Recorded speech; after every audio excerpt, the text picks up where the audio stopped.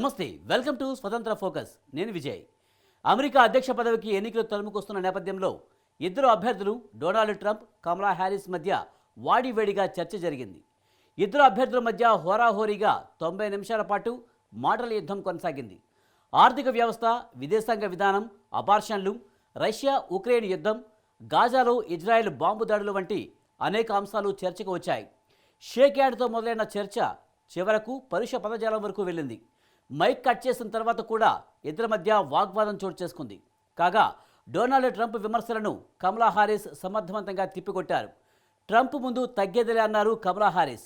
ఈ అంశాలపై ఇవాటి స్వతంత్ర ఫోకస్. డిబేట్ సందర్భంగా డొనాల్డ్ ట్రంప్, కమలా హారిస్ మధ్య డైలాగ్ వార్ నడిచింది. ఒక దశలో కమలా హారిస్ను మార్కిస్ట్గా అభివర్ణించారు డొనాల్డ్ ట్రంప్. దీనికి కమలా హారిస్ స్ట్రాంగ్ కౌంటర్ ఇచ్చారు. డొనాల్డ్ ట్రంప్ ఒక నియంతని ఘాటు విమర్శలు చేశారు. చర్చ ప్రధానంగా ఆర్థిక వ్యవస్థ చుట్టూ తిరిగింది. కరోనా సమయంలోనూ అమెరికా ఆర్థిక వ్యవస్థను తాను నిలబెట్టానన్నారు డొనాల్డ్ ట్రంప్. తన హయాంలో అమెరికాలో ద్రవ్యోల్బణం అనే ముచ్చటే లేదన్నారు ఆయన. అయితే ట్రంప్ విమర్శలను కమలా హారిస్ తోసిపుచ్చారు. ట్రంప్ హయాంలో అమెరికా తీవ్ర ద్రవ్యలోటు ఎదుర్కొందన్నారు. కాగా బైడెన్ తాను కలిసి అమెరికా ఆర్థిక వ్యవస్థను తిరిగి గాడిలో పెట్టామని వివరణ ఇచ్చారు కమలా హారిస్.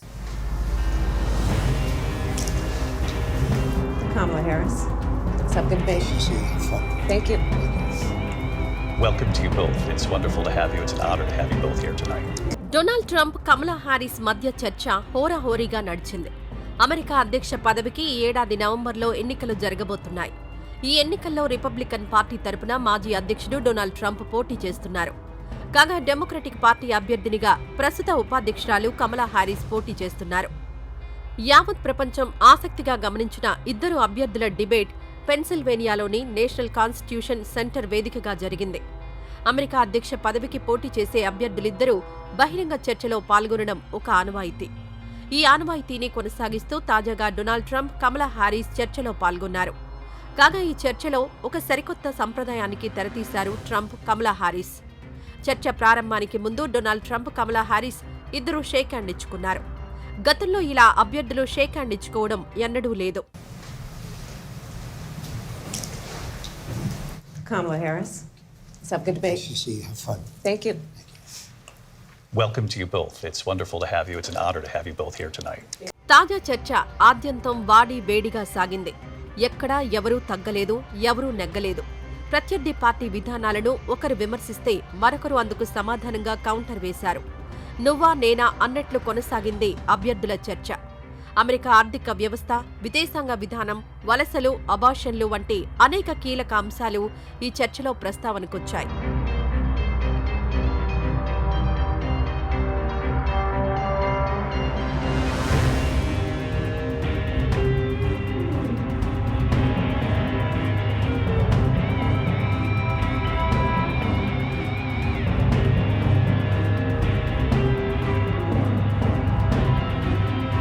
చర్చల సందర్భంగా ఒకరిపై మరొకరు విమర్శలు కూడా చేసుకున్నారు.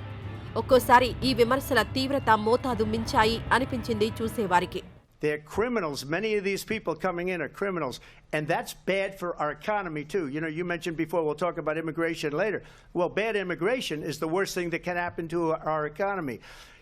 They have, and she has, destroyed our country with policy that's insane.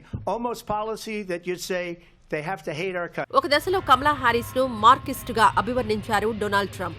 దీనికి కమలా హారిస్ స్ట్రాంగ్ కౌంటర్ ఇచ్చారు. డొనాల్డ్ ట్రంప్ ఒక నియంత అని ఘాటు విమర్శలు చేశారు. చర్చ ప్రధానంగా ఆర్థిక వ్యవస్థ చుట్టూ తిరిగింది. యావత్ ప్రపంచాన్ని కరోనా మహమ్మారి వణికిస్తున్న సమయంలోనూ అమెరికా ఆర్థిక వ్యవస్థను తాను నిలబెట్టానన్నారు డొనాల్డ్ ట్రంప్. తన హయాంలో అమెరికాలో ద్రవ్యోల్బణం లేదన్నారు. అయితే బైడెన్ సర్కార్ వచ్చాక అగ్రరాజ్యం ఆర్థిక వ్యవస్థ కుప్పకూలిందన్నారు. ఆర్థిక వ్యవహారాలకు సంబంధించి బైడెన్ సర్కార్కు అవగాహన లేకపోవడమే దీనికి కారణమన్నారు ట్రంప్. అధ్యక్షుడు బైడెన్, ఉపాధ్యక్షురాలు కమలా హారిస్ కలిసి దేశ ఆర్థిక వ్యవస్థను చిన్నాభిన్నం చేశారని ఘాటు విమర్శలు చేశారు. అయితే ట్రంప్ విమర్శలను కమలా హారిస్ తిప్పికొట్టారు.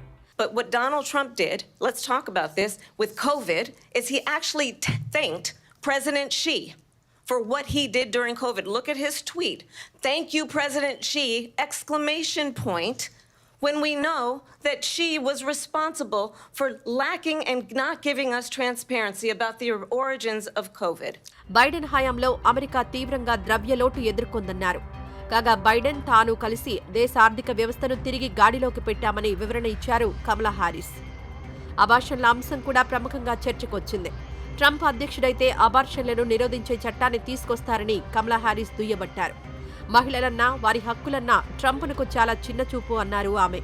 అయితే దీనికి సమాధానంగా తల్లి గర్భంలో 9 నెలలున్న పసి ప్రాణాన్ని తొలగించడం దారుణం కాదా అని ట్రంప్ ప్రశ్నించారు.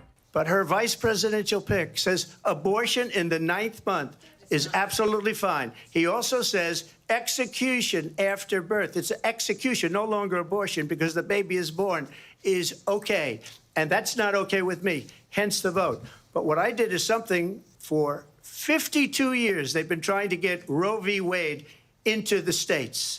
And through the genius and heart and strength of 6 Supreme Court justices, we were able to do that. Now, I believe in the exceptions for rape, incest, and life of the mother. I believe strongly in it. Ronald Reagan did also. 85% of Republicans do. And they did exactly as he intended. And now in over 20 states, there are Trump abortion bans, which make it criminal for a doctor or nurse to provide health care. In one state, it provides prison for life. Trump abortion bans that make no exception even for rape and incest, which understand what that means. A survivor of a crime, a violation to their body, does not have the right to make a decision about what happens to their body next. That is immoral. America విదేశాంగ విధానం ఎలా ఉండాలన్న ప్రశ్న కూడా తెరపైకొచ్చింది. ఈ చర్చలో Trump మాట్లాడుతూ Israel అంటే కమలా హారిస్కు నచ్చదన్నారు. కమలా అమెరికా అధ్యక్షురాలైతే ప్రపంచ పట్టం నుంచి ఇజ్రాయెల్ కనుమరుగవుతుందని హెచ్చరించారు. ఇందుకు కమలా హారిస్ బదులిచ్చారు. ఇజ్రాయెల్ తనను తాను రక్షించుకునే హక్కును తాను కాదనడం లేదన్నారు. అయితే పాలస్తీనాపై ఇజ్రాయెల్ యుద్ధం త్వరగా ముగియాలని తాను కోరుకుంటున్నట్లు ఆమె వెల్లడించారు. Us the worst unemployment since the Great Depression. Donald Trump left us the worst public health epidemic in a century. Donald Trump left us the worst attack on our democracy since the Civil War. And what we have done is clean up Donald Trump's mess. What we have done and what I intend to do is build on what we know are the aspirations and the hopes of the American people. But I'm going to tell you all in this debate tonight, you're going to hear from the same old tired playbook, a bunch of lies, grievances, and name-calling. అయితే Trump నియంత్రణను ఇష్టపడతారని కమలా Harris comment చేశారు. ఉత్తర Korea అధినేత Kim Jong Un కు Trump రహస్యంగా ప్రేమలేఖలు రాస్తుంటారని ఆమె వ్యాఖ్యానించారు. కాగా 2.5 ఏళ్లకు పైగా కొనసాగుతున్న రష్యా ఉక్రెయిన్ యుద్ధం కూడా చర్చకొచ్చింది. అమెరికా అధ్యక్షుడిగా తాను ఉన్నట్లయితే అసలు ఉక్రెయిన్పై రష్యా సైనిక దాడులు చేసేది కాదన్నారు ట్రంప్. రష్యా అధినేత పుతిన్కు నచ్చజెప్పే సత్తా తన ఒక్కడికే ఉందన్నారు ఆయన. అయితే రష్యా దాడుల విషయంలో అమెరికా మౌనంగా ఉందన్న విమర్శలను కమలా హారిస్ తోసిపుచ్చారు.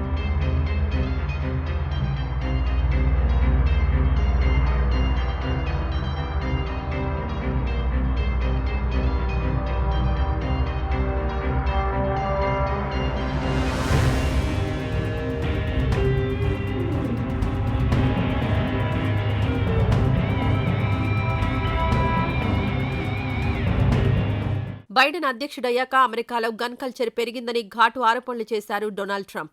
ఇందుకు ఉదాహరణ కొన్ని నెలల కిందట తనపై జరిగిన హత్యా ప్రయత్నమేనన్నారు. అయితే గన్ కల్చర్ను తగ్గించడానికి బైడెన్ ప్రభుత్వం చర్యలు తీసుకుందన్నారు కమల. అనేక అంశాల విషయంలో అవాస్తవాలను ప్రచారం చేసి ఎన్నికల్లో గెలవాలన్న నిర్ణయానికి ట్రంప్ వచ్చారని కమలా హారిస్ ప్రత్యారోపణలు చేశారు.